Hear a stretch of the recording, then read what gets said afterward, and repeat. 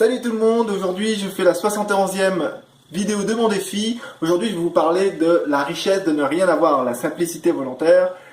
Ça commence tout de suite après ça.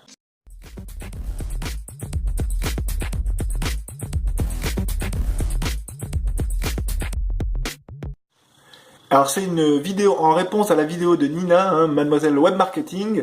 Nina que je salue au passage. C'est un être que j'aimerais bien rencontrer au cours de ma vie. Je lui proposerai peut-être même des projets sur lesquels on pourrait travailler ensemble. J'ai déjà pensé plusieurs fois. On verra ça. En attendant, je commence ma vidéo. À tout de suite.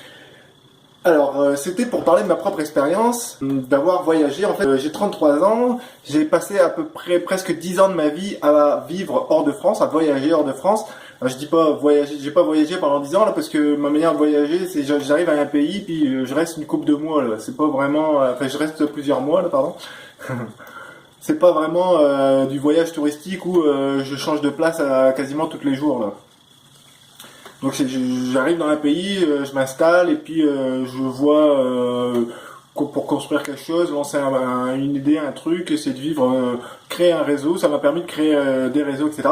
Mais le truc, c'est vraiment d'avoir voyagé comme ça pendant longtemps. Je me suis habitué à garder ce qui était vraiment essentiel pour moi et finalement à me passer du superflu. Ce qui est franchement pratique pour la vie du quotidien quand je me réinstalle. Une fois que je retourne en France, que je me réinstalle dans mon appartement, j'ai pas besoin d'acheter tout un tas de bébelles, enfin de futilités, d'objets qui sont finalement inutiles, qui prennent de l'espace, qui prennent du temps parce que il faut enlever la poussière et tout ça de temps en temps, il faut les bouger, et puis ça t'occupe l'esprit, ça. Je suis d'accord avec les arguments qui sont avancés dans la vidéo de Nina. C'est vraiment quelque chose d'important pour moi finalement maintenant de contrôler, d'avoir peu d'objets pour contrôler mon environnement de proximité, ce qui me permet d'être plus productif, d'avoir l'esprit plus libre et donc de pouvoir plus facilement être attentif à ma créativité et pour faire des projets, des services ou des produits qui vont me permettre d'avoir la vie que je désire. La vidéo de Nina m'a aussi fait penser au concept de nouveaux bienheureux.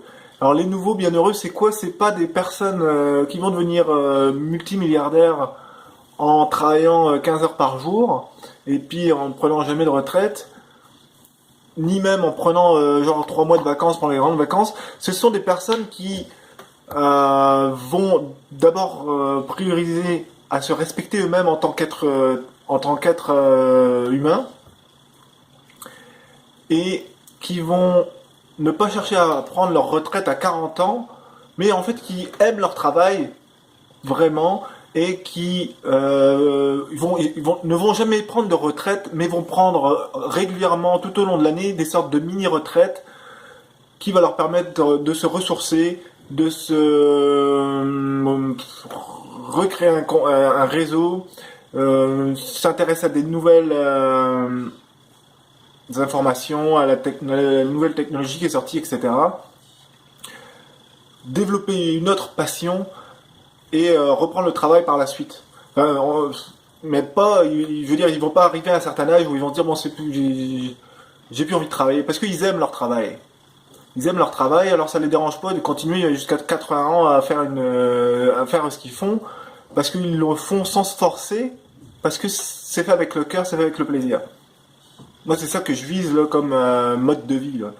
Je veux pas travailler pour une entreprise qui va chercher à m'exploiter, puis dans laquelle je vais me sentir un petit peu obligé, parce que si j'arrête de travailler, je vais avoir peur du manque, pas avoir de savoir comment trouver de la nourriture, etc.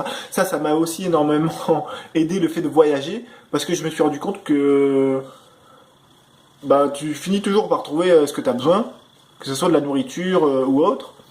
Et j'ai même fait à plusieurs reprises volontairement des jeûnes de plusieurs jours pour me rendre compte que non, je crève pas de faim.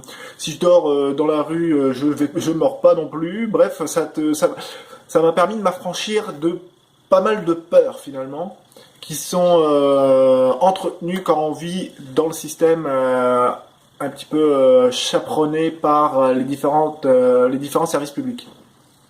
Donc voilà, c'était une petite vidéo en réponse à Nina, que je salue encore au passage. Je vous remercie de votre attention. Si la vidéo vous a plu, n'hésitez pas à cliquer sur le pouce bleu. Vous pouvez aussi vous abonner pour être tenu au courant des prochaines vidéos que je publierai sur ma chaîne. En attendant, je vous souhaite une excellente soirée. Je vous dis à très bientôt. Ciao, ciao. Peace.